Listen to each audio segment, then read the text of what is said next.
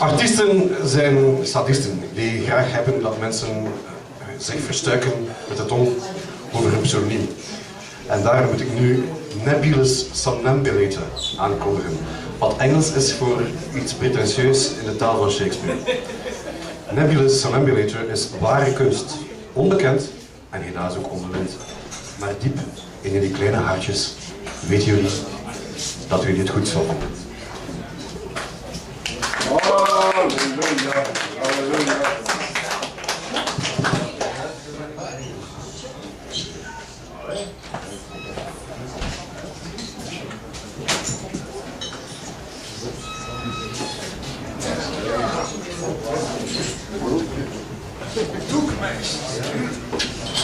You know, this warm and hearty atmosphere, it reminds me of a year back when I was at one of those private parties. You're one of a kind.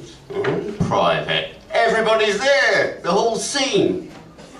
Well, I got bored stiff. I thought the boredom would vanish after a reasonable amount of malt. Well, I was wrong. The boredom alternated into agonizing annoyance. God, where do these people keep on getting their novelties and gossip from? They practically all live together on a daily work basis. Not knowing where to keep my hands, I went through my pockets, rearranging a scruffy bunch of used theatre tickets, my razor that was still there from the day before, a lighter, an almost finished pack of tobacco, the pointy edge of a toothpick I'd once used to clean my nails with, yeah, my mobile phone that was completely wrecked and I still don't know how that happened, some loose threads of cotton from the inside of my pocket, and then, of course, the invitation to this awful party to avoid the possibility that one of these creatures might actually slither up to me and inform me on who was doing what to whom lately. I tried to look as busy as possible with the inventory of my pockets. But at a certain point, I brought this meaningless occupation to an end. I took out the razor and sliced my left ear straight off. Clear cut, clean too. Not a single drop of blood was spilled. Nobody even noticed it. I just stood there looking at my left ear in the palm of my left hand. The size of it amazed me. The ear was also still warm. But the size, the image I recalled of it, it looked somehow smaller than that image that I recalled when it was still attached to my head. Now, with the curiosity of a 4-year-old, I started to examine this detached part of myself. I gently ran my little finger across the rim in a spiral movement towards the hole in the middle and squeezed it through. The sensation of softly touching the palm of my hand through my left ear had made this day worthwhile. Now, this uplifting feeling of lightheartedness didn't last very long. It had caught my attention that the temperature of my ear was dropping rapidly, so if I ever wanted to have it stitched back on, I had definitely no time to lose. So I quickly finished my drink and rushed outside to find a hospital. But once outside, I came to the conclusion that calling an ambulance would be a better solution as to get there in time. The ear was degenerating fast. What had just looked like a nice fleshy conch was now turning into a semi-transparent wax-like jar lid. When I wanted to go back inside, the doorman stopped me with the request to show him my invitation. As I went through my pockets, I noticed that the inventory was completely intact, apart from the invitation. It must have fallen out when I took out the razor. I tried to explain the situation to him, but he wouldn't lend me an ear.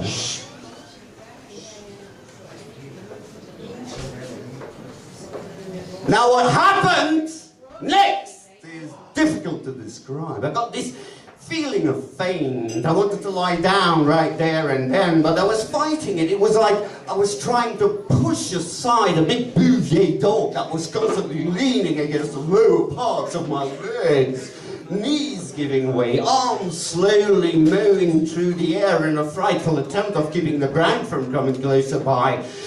A nice cold breeze wooing through my temples, my heart pounding, squirting curdled blood through two narrow veins.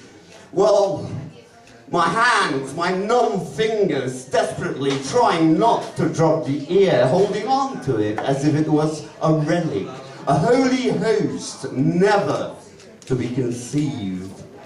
It all added up in performing a bizarre, jerky dance in front of a completely disinterested one-man audience, the doorman.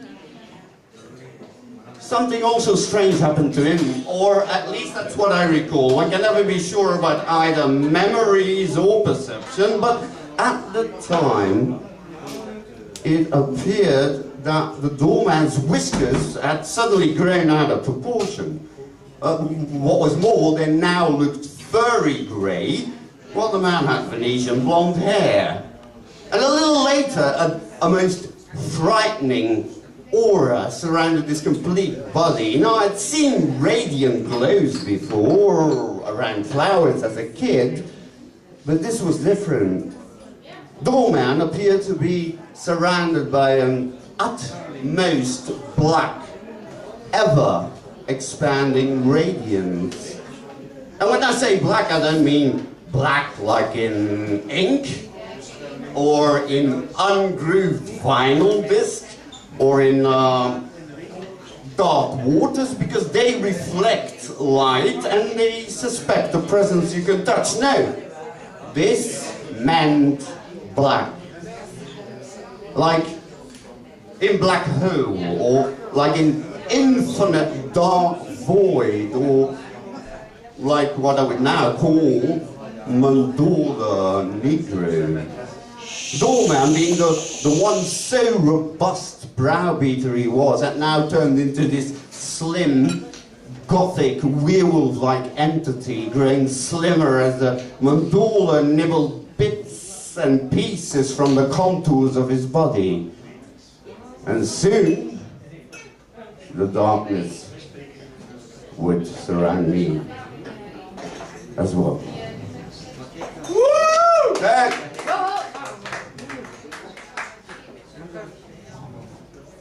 And that's when I knew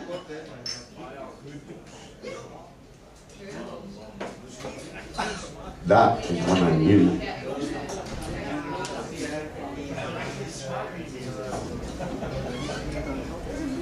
that's when I knew that it was too.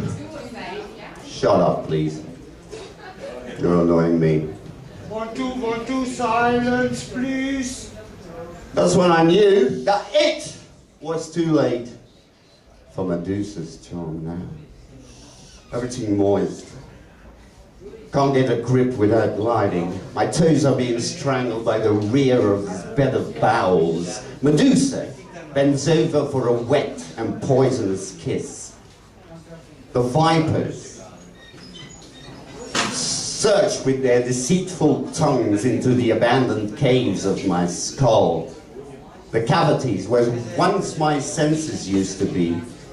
Eyes, eardrums, taste buds. Where have you gone? These snakes tentacle desperately for all these lost goods. Well, I'm sorry guys, I guess you've outrun them. You can stop the search now, you're not even tickling me. Medusa redoors her head. Vipers in erect position. She sensually curls her lips, her teeth bent outward, penetrating the flesh, respectively above and below the scarlet part of her lips. The snakes, still standing, rotate like flashy canes. And as her eyes turn white, she pierces her pointy fingernails through the skin of my abdomen, pulling out whatever was left in there. A good thing I haven't been eating a few days. Now don't get me wrong, I wasn't really enjoying this. I do admit that I felt a bit excited, but that was only because I was deviated from the boredom I was experiencing before. Was I out there? Somewhere? I was having thoughts, or at least consuming them. And Doorman said, "Stop! Go. Go get in. Go get in. Yourself." And I did.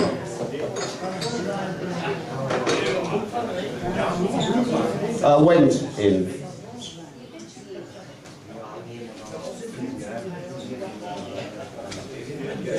Into the mean, mortal sin. I went into the memory of what hasn't yet been. I went into the cracks of the cave, surfing the waves, the robust lava of these mystery caves. And Doorman said, "Listen, go further and get in," but I didn't. Instead, I grew imaginary skin. And it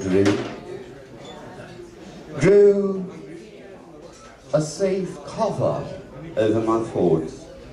And it stretched as far as memories go. And it fitted over the hopes and dreams I carried.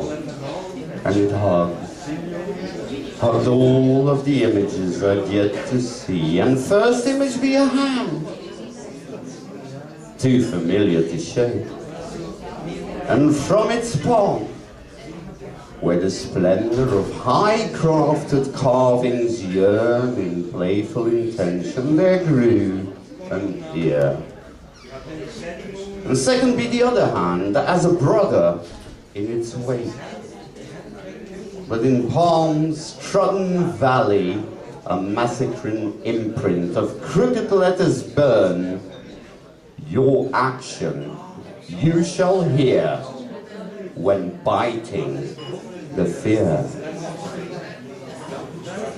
Third image be a devilish claw of horrific shape, as if it was a huge ship's bow, so fiercely majestic, held up the black blade, sharpened as scissors, and ready to plow. Fourth, be the very same claw in predestined rape. For if Colossus would draw death's horrid line, awaking smooth sleepers, it would slice earth's precious crust, and thus ridden its keepers. I was Nebulous Somnambulator. Thank you for your attention.